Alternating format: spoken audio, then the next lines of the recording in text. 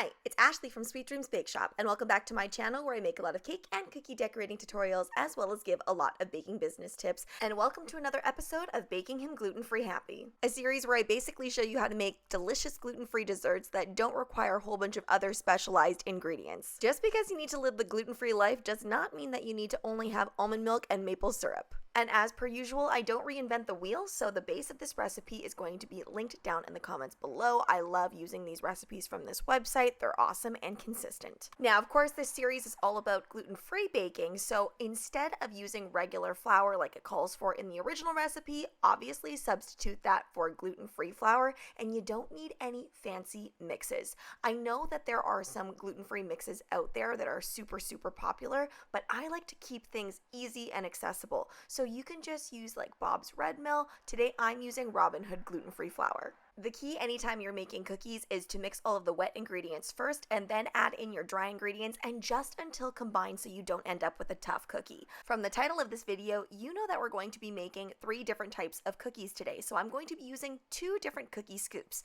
For the first type of cookie we're going to be making, that is just with the large scoop, and it's going to be a classic peanut butter cookie. Then for the second cookie I'm going to be making, also with the large scoop, I'm going to be using a sprinkle mix as well as some chocolate for that one, and that is my chocolate crunch peanut butter cookie.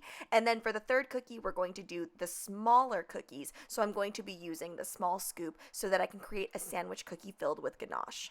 I'm generously coating the classic ones with that granulated sugar. You could also use turbinado sugar, it would work well too, but I just like a really gentle crunch on my classic peanut butter cookies. You'll notice in the earlier shots, I actually scooped out all of the cookies first and put them super close together on a tray lined with the Silpat.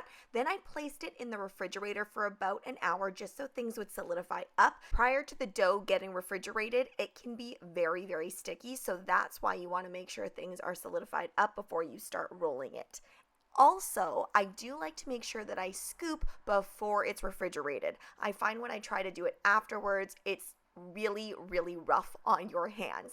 So I'll tell you why these cookies came to be. Originally, I was just trying to get rid of these Christmas sprinkles because honestly, they are reaching their expiry date soon. So I was hoping to cover them up with cocoa and then I would just have these great chocolate sprinkles all throughout the cookie. However, it didn't really work out that way, which is why later on you're going to see me dip the cookie.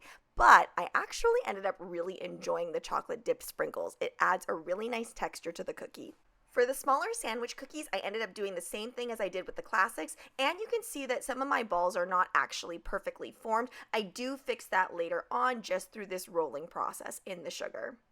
I baked these at all of the same temperature that's directed in the recipe. However, for the smaller ones, I did bake them for a little bit shorter because I wanted to make sure that they stayed nice and soft. Really important with these cookies in general that you do not over bake them. They'll seem kind of jiggly and a little bit underbaked after about 10 minutes or so, but you kind of want to take them out around that time if you just want that kind of crisp edge on the outside, but a soft inside. And when they come out straight from the oven, make sure that you leave them on the Silpat or on the parchment paper so that they kind of continue baking as they sit out on the counter. Wait until they're fully cooled before moving to a cooling rack or else your cookies will fall apart.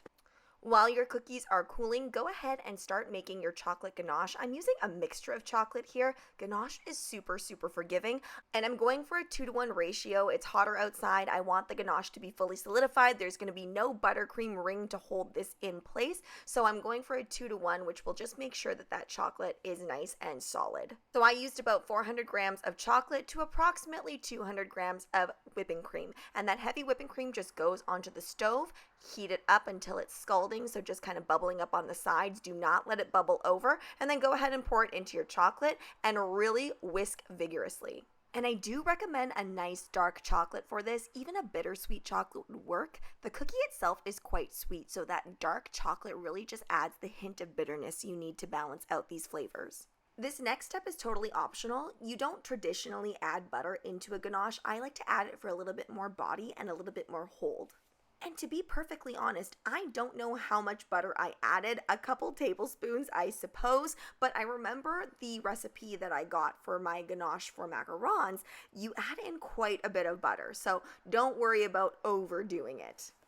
You can pretty much pipe that ganache right away, and in fact, you do not want to put it in the fridge because it will solidify up too much and you won't be able to pipe it. So place it into a piping bag.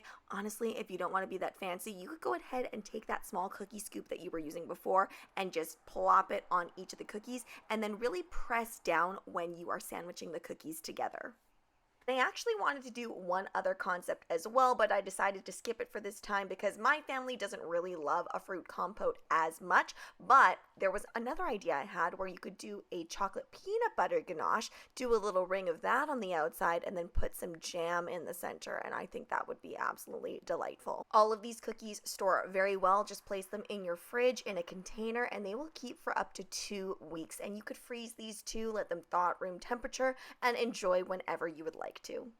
And last up, we have my semi-failed cookies that actually turned into an accidental success, I suppose. I do like how social media makes dipping things into chocolate look so simple as just melting some chocolate chips and then dipping things into it. But I also noticed that a lot of them have to freeze it and then they say it needs to go back in the fridge. Chocolate should be able to sit out in room temperature fully solidified without getting sticky or weird. So either you need to temper your chocolate, which is, quite a process, or just go ahead and use chocolate melting wafers and it will always give you that nice hard shell on the outside every single time. This gold leaf is absolutely incredible. I don't think it's true real gold leaf because real gold leaf, when you put it on or you touch it with your fingers, it kind of starts to disintegrate immediately and you have to be very, very careful with it. Even the wind blowing in the wrong direction can cause it to go every which way. But whatever this is, it might be more of like a wafer paper or something like that that's dyed gold. Either way, it functions really, really well and it gives that gold leaf look without the gold leaf price. Seriously, I think I got like 100 sheets for $10. This step is completely unnecessary, but if you want to be a little bit bougie, then go ahead and take your chopsticks or some sort of tweezer and just kind of break up that gold leaf so it doesn't look like you just cut it directly from a square sheet. And I know I did end up getting rid of a lot of those Christmas sprinkles, but I have like 5 pounds more of it. So if you have any ideas of what I should do with it, let me know. I know we can do the whole luster dust trick and turn it into gold sprinkles, but that's going to take a lot of luster dust. So any other suggestions would be great. So the results are in. My boyfriend rates the classic peanut butter cookie at an 8 out of 10, the chocolate dipped crunch at a 9, and the sandwich cookies with the ganache a 9.5.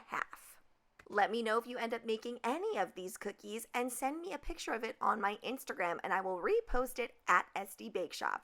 I also want to announce that I am now on TikTok, so go ahead and follow me on there as well. Thanks so much for watching, guys. Don't forget to like, share, and subscribe so you can be part of the Sweetie Fam. Right now, I'm uploading every single day, so be sure to come back tomorrow to see what I upload. Comment, request, or ask a question. I love hearing from you guys. Bye!